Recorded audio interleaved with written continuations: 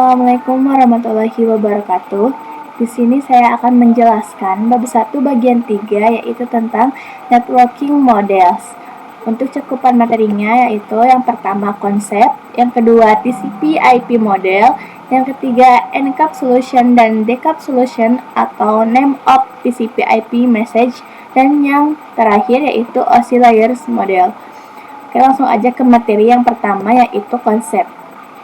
Ketika kita berbincang dengan networking model, sangat identik sekali dengan yang namanya jaringan komputer. Bahwasannya, jaringan komputer mengacu pada perangkat komputasi yang saling terhubung serta dapat bertukar data dan berbagi sumber daya satu sama lain. Apa sih networking model? Jadi networking model itu ialah aturan yang mendefinisikan bagaimana kumpulan komputer agar bisa saling berkomunikasi.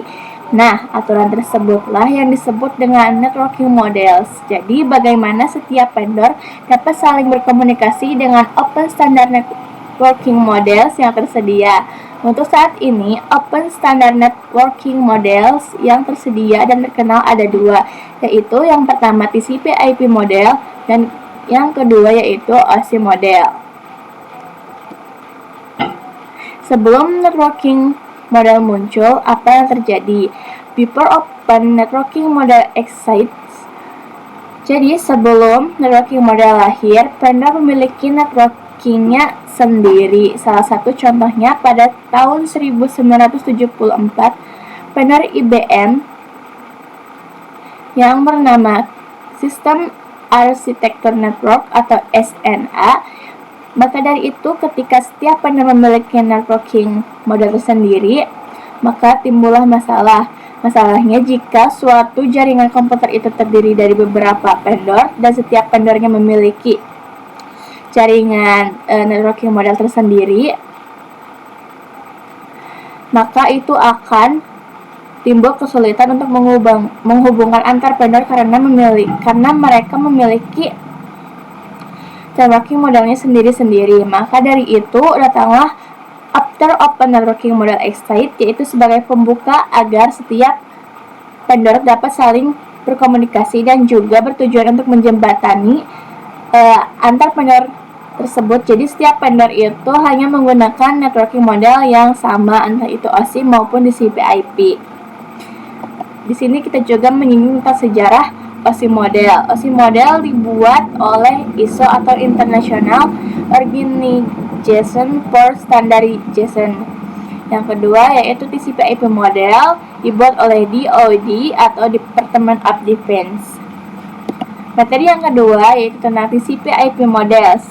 TCP/IP model merupakan jenis networking model yang saat ini biasa digunakan. Jadi TCP/IP itu mendefinisikan suatu protokol agar antar komputer atau utamanya yang berbeda network itu bisa saling komunikasi. Nah, untuk membantu dan memahami, setiap networking model itu dipecah menjadi bagian-bagian kecil yang disebut sebagai layer.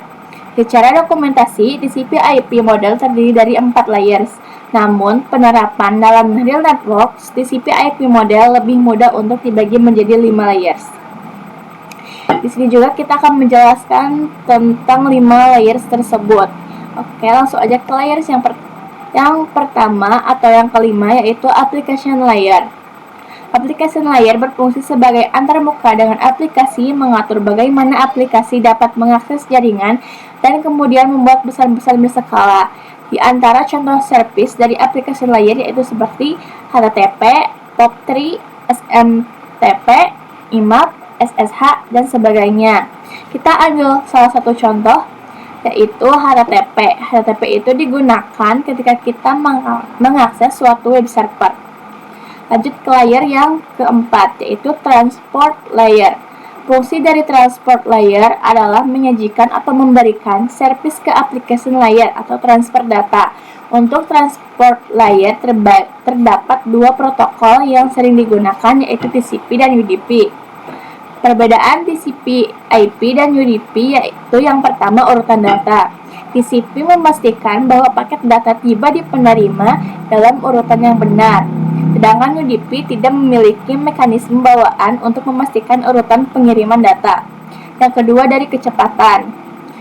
UDP lebih cepat daripada TCP karena tidak ada overhead untuk pengiriman ulang dan pengakuan data. Sedangkan TCP cenderung lebih lambat karena mekanisme pengiriman ulang dan pengakuan data yang kompleks. Yang ketiga, dari segi penggunaan, TCP digunakan untuk aplikasi yang membutuhkan pengiriman data yang andal dan terurut seperti transfer file, email, dan browsing web. Sedangkan UDP digunakan untuk aplikasi yang membutuhkan transfer data cepat dan real time seperti game online, streaming video, dan VoIP. Salah satu mekanisme yang disediakan oleh transport layer khususnya pada TCP itu adalah error recovery mechanism.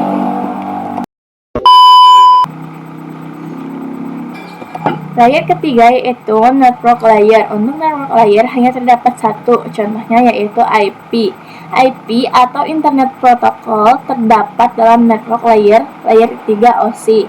Digunakan untuk komunikasi antar perangkat jaringan. IP terdapat dua jenis, yaitu yang pertama IP versi 4. IP versi 4 terbagi menjadi 4 blok dan pengalamatannya terdapat 32 bit, sedangkan IP versi 6 terbagi menjadi 8 blok dan pengalamannya yaitu 128 bit. Dengan IP menyediakan dua fitur yang sangat penting, yaitu addressing dan routing.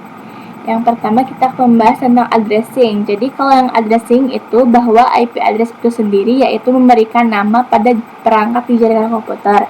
Yang kedua, routing. Routing salah satu fitur yang disediakan pada IP di bagian network layer yang bekerja layaknya kantor pos, mencari rute tercepat untuk sampai tujuan.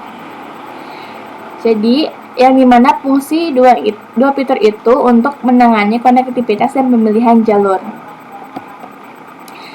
Oke, yang terakhir kita akan bahas dua sekaligus layer, yaitu data link dan physical layer. Data link layer mendefinisikan protokol yang dibutuhkan pada physical layer.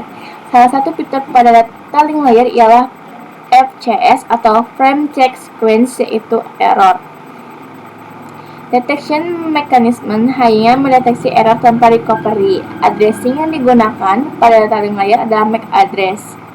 Physical layer mendefinisikan cabling pada suatu jaringan komputer atau mendefinisikan secara fisik apa yang digunakan untuk menghubungkan antar device. Materi yang ketiga yaitu encapsulation dan decapsulation. Encapsulation itu berproses membungkus data dengan header pada data di setiap layernya. Adapun decapsulation maka itu sebaliknya. Name of PCV IP message. Application layer data, transport layer data plus TCP header atau istilahnya segmen. Network layer data plus TCP header plus IP, istilahnya IP paket. Data link layer data plus TCP header plus IP plus DR header plus DT Taylor atau istilahnya frame.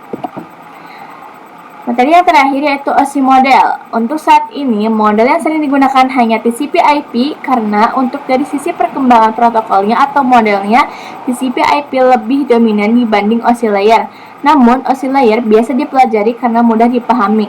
Sebelum networking model ada, setiap vendor membuat atau memiliki networking modelnya masing-masing. Karena setiap vendor memiliki networking model yang berbeda-beda, maka komunikasi antar vendor sulit dilakukan. Jadi, usaha untuk membangun suatu jaringan komputer sangat besar.